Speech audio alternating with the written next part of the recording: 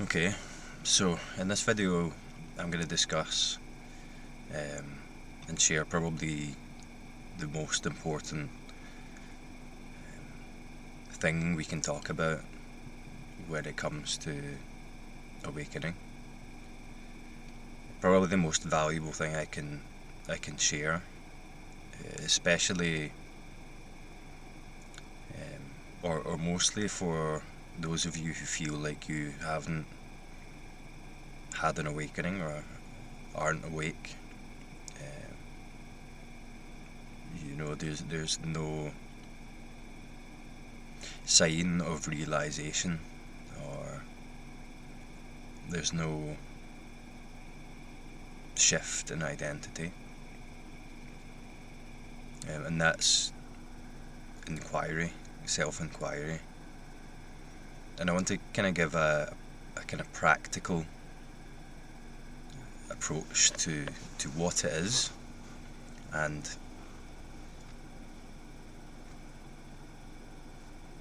how to kind of develop a practice or develop an orientation to this awakening thing using inquiry. You might notice, by the way, that I'm on a different camera, so I've got this webcam plugged into the laptop, so we've got a better setup now. But the house is busy, so unfortunately we're in the car.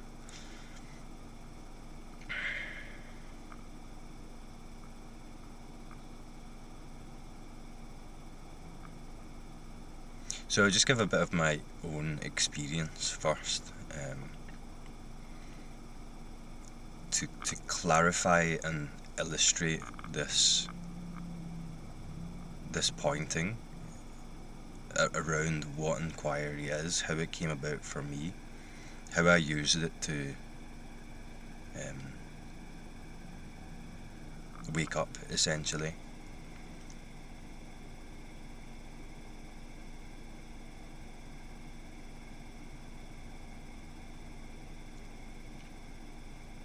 So I at the beginning, I noticed a while back that I talked a lot more about practice. I talked about, I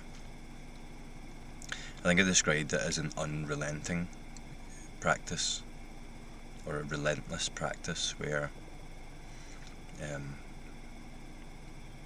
there was an amount of force there. Something changed. What changed was an orientation that, turned away from other kind of seeking patterns in my life and turned inward into this awakening thing, as I heard people talk about it. And I understood it as meditation because I didn't have a huge amount of knowledge or understanding on what self-inquiry was. I think I talked about it as meditation. I called it meditation at the time. And essentially it was, self-inquiry, but it was, my route into that was a form of meditation. And my interest was captured. Something captured my entire being, kind of absorbed all of my interest into something. I wasn't really clear on what it was, but I'd heard people talk about it in the Buddhist teachings and the Vedantic teachings. I was familiar with the spiritual teachers that I'd followed for a long time, but something captured my attention completely. Something really took hold of me and sparked this deep and profound curiosity. I'm describing this because I feel that this is very important, a very important aspect of this, like to intuitively be in touch with, why this is happening. It might not be clear at the conscious level, but intuitively there like for me there was something changed, something really absorbed all of my attention and interest in my life in general. And it was this, what I knew as meditation, but what was essentially inquiring into the nature of reality and self. That was the force that drove the inquiry. That was the kind of fire that was burning, that was moving all of this at a level that wasn't quite clear consciously, but could be felt intuitively. And I think that's important because the what was probably good about it is that I didn't have a massive knowledge base or understanding technically and theoretically around what inquiry was. But that movement of curiosity into getting closer to the mystery of life and almost looking through and past the personal narrative about who and what I am, it was very deeply felt. It was energetic. It was deeply intuitive. It was below the, consciously I recognised a change in what I was interested in, a change in what I was putting a lot of my focus into. Consciously there was a recognition of that, but there was so much of it that was below the conscious level, that was deeply intuitive. But in that it was clear to me in a way what I was doing. It was clear in a way that doesn't need description. That there was this deep curiosity, this existential question mark, I call it, of life and death, of what is life, what am I doing here, what am I? And that investigation, with that deep intuitive and felt pull, with that the burning fire of curiosity, is what drove this whole thing, is what drove me to look into my experience more deeply. But there was another part about this which I feel is important, and that I had kind of given up because my life circumstances were favourable and comfortable, and I wasn't suffering from this addiction. Like the addiction thing had been cured. My circumstances were good. There wasn't a huge amount of discontentment with my life as it was. There wasn't a huge seeking energy that was driven by desperation and dissatisfaction. But there still was this deep curiosity, this profound question that was there, and I could feel it. I think the balance of those two things, it created a kind of relaxed but attentive curiosity with the driving force of this existential question. And I think that's why the inquiry worked for me, which I'll get into what the inquiry is, like what happened. I think that's why it was successful, so to speak. Because when I was doing it before, I was doing it to get out of something. I was doing it to get out of myself. I was doing it to get out of my circumstances, to get out of my mind, to escape something. So that movement of escape was a kind of dissociative movement away from my current circumstances and into an ideal which isn't here right now, which was somewhere else. And I fixated on that ideal, my idea of what enlightenment, what awakening is. which was largely conceptual. That wasn't there. So because I was appreciating my experience, because I was kind of peaceful in life generally at that point, I wasn't profoundly peaceful. I still felt like a self, but simply because my circumstances were favourable at the time, and simply because when I inquired I was doing something I enjoyed. I was walking. Simply because of that, it disarmed a huge amount of this seeking energy, and I was more in touch with my experience in a curious way, in an inquisitive way. Like, there was no pressure. The pressure was off. There wasn't a pressure to get out of this or achieve or attain something. I had largely given up on all that. There was a point where I think I said to myself, a while before this, I was like, I'm done with this. I'm just going to be present and enjoy life. That's a huge thing. I'd like to emphasize the gravity of that. I said, I'm done with this. I use such favourable language. I said, I'm done with this. I'm just going to be present and enjoy life. There was a giving up there. I had given up with this spiritual seeking thing.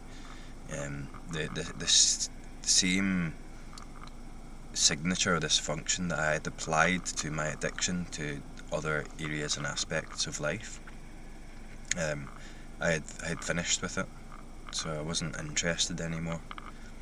But there was an interest I couldn't get rid of, and that was the answering of this deep existential question.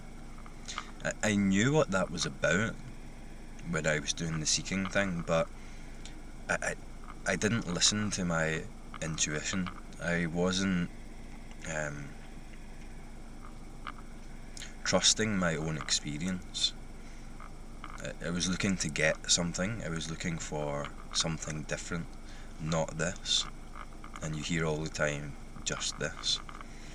So that whole averting from current experience to something that's not this, that's why I talk about this so much. That whole looking for a better this, looking for a more awake, more enlightened experience that never comes, because it is already that. It's just a case of noticing that or recognising that. There was also a period of time where I only referred to this awakening thing as a recognition.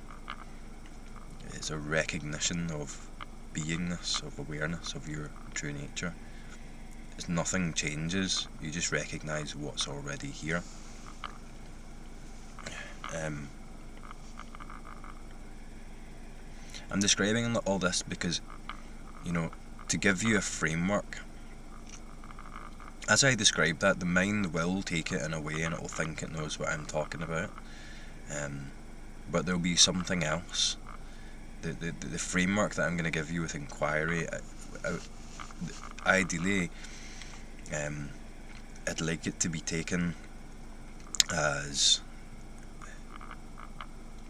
something that you can feel deeply and intuitively, like a direction of where to look, not what to look for. A direction of where to look in a way that's so deeply intuitive you can't really describe it, but you can feel it. That's what's important with this. Not the framework, not the technique, not the questions, which we integrate into our practice, but what you can feel in this. You can trust that. You can trust that. And loads of times in this path there was something clear in my experience that I overlooked because I was listening to someone else's experience or someone else's version of it, and it was just right here. There was a trust in my experience that kind of matured over a while, and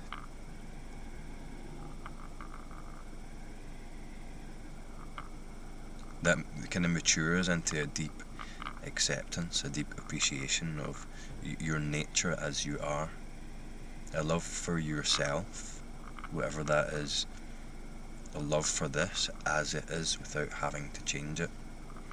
So that's why I'm describing this in a very long-winded way, because I have to use a lot of language to keep pointing back towards that you already know. You know this. What you are at a deeper level knows this. As non-dual nature, it knows this already. It's just something has to get out the road first for that to become simple enough for it to be clear. So you watch these videos and you hear me talk like this, that in you that I'm talking from is recognizing itself, and it's the same thing. That's why what we're doing here with this is just pure love, is just pure. It's just beautiful when this recognition comes about, when that I'm talking from, to that in you that's hearing, when it recognizes itself as it already is beautiful. It's a beautiful thing. And that's an ongoing thing that's always now. It's never something that happens as an experience and then you have something that you didn't have before. What I'm talking about always is what you are, essentially, that you always are. So I'd also like to emphasize that this force was there driving this investigation, and there was an amount of force required, a kind of relentlessness, an unrelentingness of the inquiry, of the looking, of the questioning and the investigation, that's not that kind of dissolves itself into this. That's not continuously required. But in order to break this pattern, to expose this function as what it is, to see through the illusion, there is an enormous amount of force. Maybe not say enormous, but it feels enormous at times, amount of force required to, I would say, not be distracted, not fall back into the well-worn pattern of existing as a separate self in a separate world. There's force required to keep attention here in a way where this can clarify. So what happens is when we inquire, and this is very important, I feel, when we inquire, attention must be in direct experience, and that's very much a relaxation. It's a because this is what it is anyway. This is relaxed and clear as it is anyway, without effort. When we bring our attention to direct experience, what we're doing is relaxing that effort, relaxing that pool of attention into a space of thought that talks about something that's not here, talks about time and separation. We notice that, and it has the effect of dissolving that, and that relaxes into what simply is here, which is nothing but presence. All there is presence. And then it seems like there's effort required to do that, to keep attention here. I got lots of side effects from doing this, like this headaches and a yucky feeling in my head, fear responses and stuff like that, because I felt like I was exerting effort to stay here with my attention. And then what happens is, I ask the inquiry question, the attention is here, and then it, before you know it, is back in thought again. And it's like, when did that happen? You notice that, you recognize that, and you're like, oh, okay, who am I, or whatever. It's just an expanding feeling, like an expanding out of a dreamlike state. Once it's recognized, once you notice you're in thought, and you're like, oh, I'm in thought again, And then in that instant, there's an expanding out of that, and you're like, okay, this is different. This is direct. I feel present. And then you're like, what am I? And then, again, before you know it, you might have a little bit of presence. Before you know it, you're in retrospect noticing that you've been lost in thought. It's like it comes through the back door. This is the force that's required.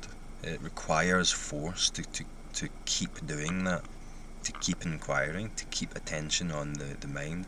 And at some point, it's almost like it'll do anything to capture your attention. It'll do anything to pull attention in a magnetic way back into that space of thought. This is the force that I'm talking about. And the only thing that's going to drive that force is profound and deep yearning for truth. A profound and deep dissatisfaction with this that can be felt to be an illusion, how I'm living as a separate self.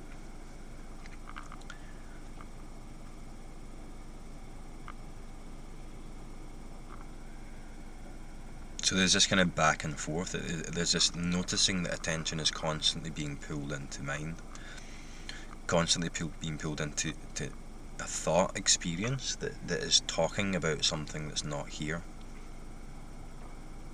So talking about something that's in time, or something that's not completely immediate, completely direct. So noticing that is a massive thing, because you're noticing that this thought function, at some level, you're noticing that that's not what I am, because I'm trying to inquire, I'm trying to keep my attention in presence and immediacy, and I can't do it because this function keeps coming back online and pulling attention away back up into a space of mind. You get in touch with how powerful this illusion is, how powerful this selfing mechanism is. That in itself is a huge thing, because at a deep level there's an awakening there. At a deep level there's a recognition there of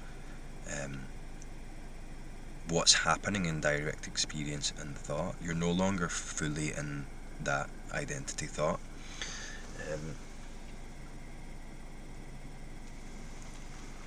There's a deep recognition there at some level, but it's not undoubtable yet.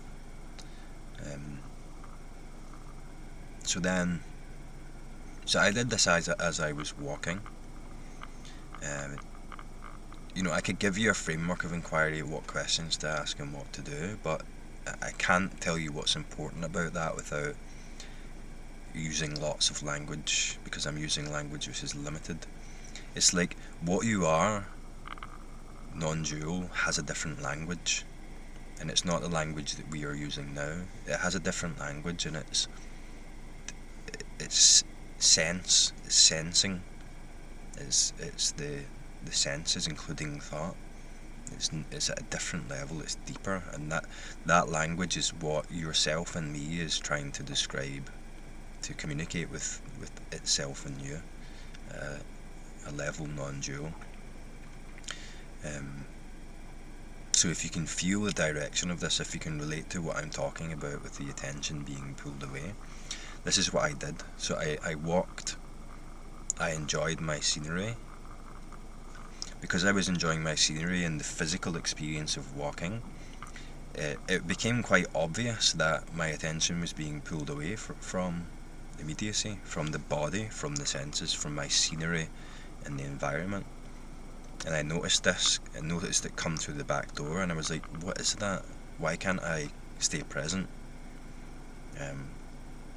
So then the question is, what's happening here? What am I? What am I that's noticing all this? What am I that's simply here? Because this thing's happening in mind, this movement of attention, this pulling of attention, but and there's a kind of dreamlike quality to being lost in it. But when I notice that and I wake up from that, I simply am here. I feel expanded. I feel more awake, more attentive, more alive. And I'm like, but what am I that's here? Because now I know that the mind can't describe it. The mind is just running due to conditioning in an automatic way. It can never define what that is, because it feels like you're stepping out of mind or out of those thoughts, those thought forms. So then the question would be, what is this? What am I? What's going on here? And it wouldn't be in language. It got to a point where I didn't need that language to direct the inquiry. I didn't need a question. It was so direct, so deep and intuitive that the question just became me. The inquiry, I became the inquiry. I embodied it fully. Every fibre of my being was feeling this inquiry. And something incredibly fascinating started to recognise itself. And I don't want to describe this as an experience that happens and that's what the awakening is, because it's not. You're experiencing it now. It's like something became deeply mysterious about experience. I got closer and closer to the mystery that is life. Just life, nothing to do with awakening, just the mystery that is life. Like, what is this? And there was fear coming up from that, because I don't know what this is. I don't know what I am, but I'm here. I started with as the inquiry deepened, it started to become clear what I was not. The thoughts that are coming and going. The thoughts come and go, move, change. They're happening on their own now, I know, because I can't control them. But what I am that is aware of that is wide awake and present, in which those thoughts come and go, in which experience comes and goes, the form moves through. I'm simply here. And every time I recognised that, it was like, the only reason I recognised it was because I noticed what was happening in thought, in this thought function. I simply noticed thoughts for what they are, in that they lost their power. And what I am that is inherently and simply here, that is presently aware, that knows itself, kind of came into focus. The distractions relaxed a little bit, and it was clear that what I am is simply here. Every time I care to recognise that by looking at thought and seeing that I'm not that, what I am is simply here. So that started to come through in experience, and it was captivating. It captured my entire being. All of my attention was now deeply invested in knowing this mystery that I am. The thoughts continued. I just kept noticing the thoughts. And when it became undoubtable, it's when the whole function came into view for what it is. Because there was this context of me experiencing thoughts, me experiencing my experience, my senses. It was like in that there was a position in that, an inherent position of a central one, a thinker in the mind, someone who's doing this, someone who's inquiring, someone who's investigating the experience of thought, investigating direct experience. There was this context in it that was felt, like a deeply felt belief that felt real, felt like me. And it was like I thought that's where I was noticing the thoughts from. That's what it felt like. I noticed the thoughts. I would be lost in thought. I would notice them, and then I noticed them from this position of me, the subject. As the thoughts calmed down, as that function of looking out at the thought experience from the position of the thinker calmed down, what was happening as a function became clear, and that's that the thoughts were reinforcing constantly because they were running all the time, and I started to get these gaps in thoughts and pure presence, because the thoughts were reinforcing this belief, this felt to be real context of me as the one the thoughts relate back to, this context. And I noticed that in the thoughts that were happening, in various ways, the ways aren't important, it's the function that's important. They were assuming, in their context, they were assuming the reality of me, the thinker. It was just like taken for granted. Like, I'm the thinker, these are my thoughts, I'm doing this. It was just taken for granted, and I was like, the thoughts are talking about a me, a separate self, David, that I'm doing this. I can feel that's real. So then I looked back for it, so to speak. When the thoughts had calmed down enough, I was like, where is that one? What am I that's here? What am I that's aware of thoughts? What am I that's doing this? And I couldn't find it. All I could find was wide awakeness. So it's like, how could you describe it?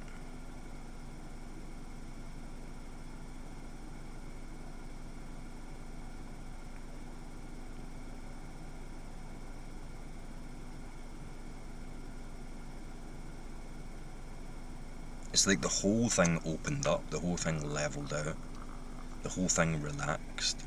I was like looking through this view,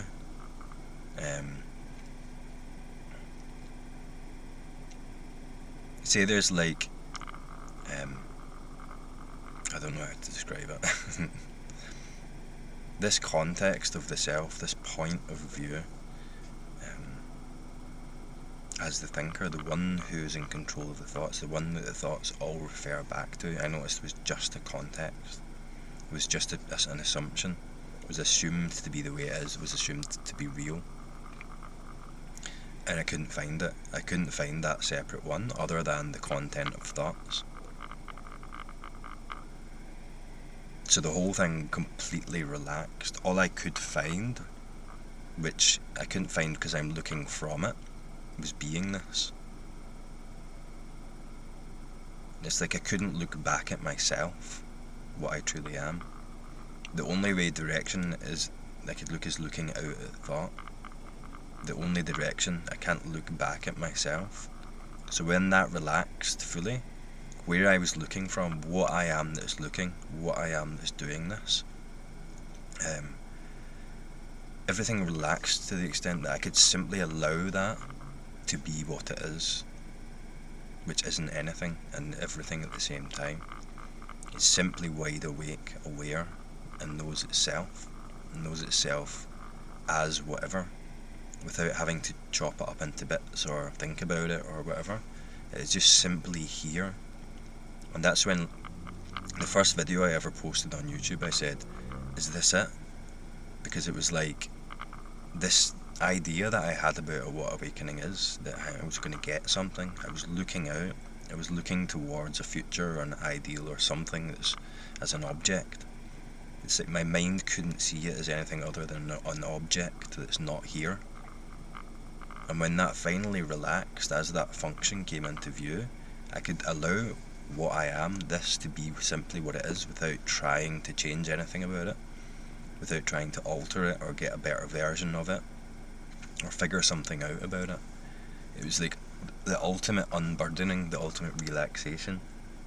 That's when it became undoubtable, because I realised that the doubt is just a thought that appears now with a belief thought. This was not in that world. It wasn't limited. It's not doubtable. It's not even in the world of doubt. It simply is.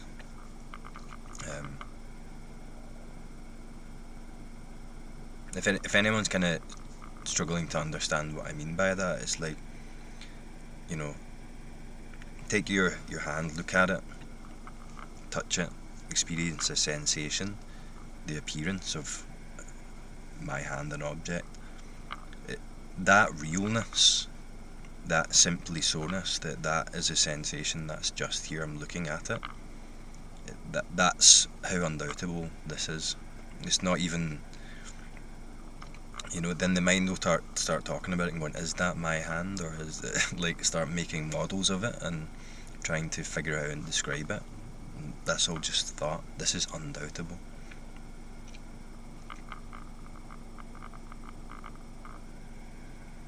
So the inquiry is that what's important about it is the direction of looking, and looking into what's happening in mind as a thought.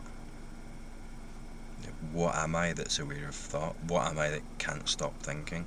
What am I that believes I'm not awake? Back towards the position of the subject, and you can't look back to it. You'll never objectify it and conclude that this is awakening as an object.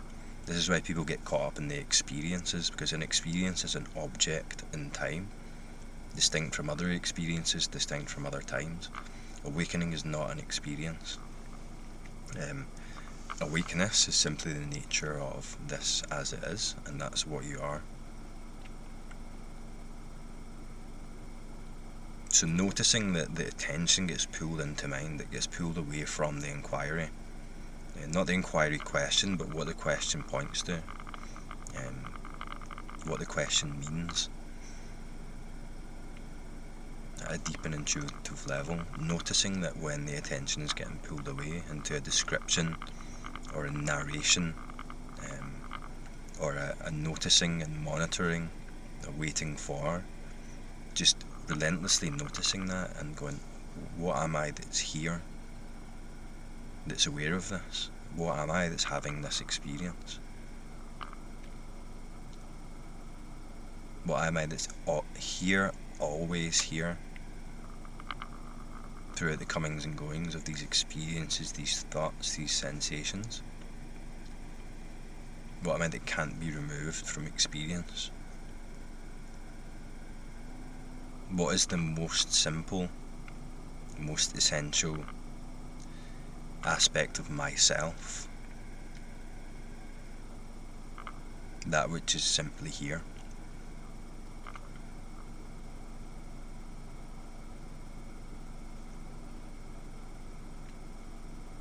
And talking about this at all kind of makes a thing of it.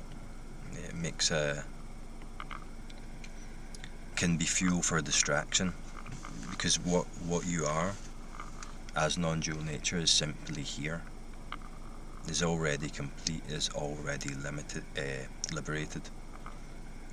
That's what you're experiencing now, but it's not an experience, it's what it is that you are that is experiencing, where you're looking from, what you are that's inquiring. So a question might come up, it's like, this isn't it yet. This isn't awakening. You're here before this question, wide awake. You're here during the question, which is a thought, wide awake. And you're here after. You're here throughout, unchanged, unmoving. This thought, and it might be subtle, appears saying this isn't it yet. That thought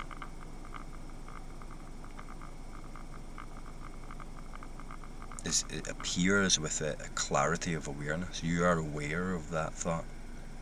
What you are that's aware of that thought and felt belief is simply here.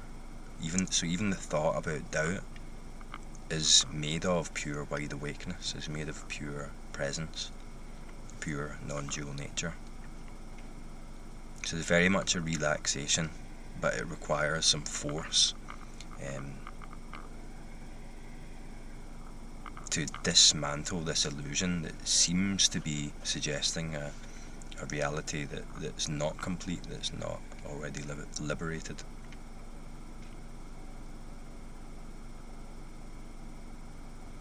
What is this? What am I? Back towards the subject. And watch what will be the next thought. What am I that is simply here? And then wait. A thought will come. You start to see it forming. It doesn't catch you off guard anymore. You start to see it forming as it forms, and it's like there's a clarity there, that is a thought, and then it kind of goes down. And it's waiting for the attention to come off of the inquiry. What am I that's here? What is this? Attention back towards the subject that I feel like I am, my felt sense of myself. and then the thought moves. It doesn't even form into a thought. It's recognised too quickly. There's this urgency that comes about, like I have to do something, and then I have to move away from this. There can be a fear that comes up. For me, there was withdrawals from thoughts, like a yucky feeling up the back of my head. What are you that is aware of all that is unmoving, that's simply here? What will be the next thought? What am I? Eventually it doesn't move. So that function of looking out to thoughts from the position of the subject can no longer continuously reinforce itself through this attention on thought objects. So then the felt sense of what I am, which doesn't seem like a thought until it is noticed as such, so to speak, starts to come up. And it's like a feeling first, and then you see it as like a context, which is a thought. The sense of self is a thought, and you see that it assumes that it's an object. You feel it. You see that it's transient, it's not here all the time. It comes and goes. It's not fundamental to reality. It's not essential to what you are. The mind has to be quiet.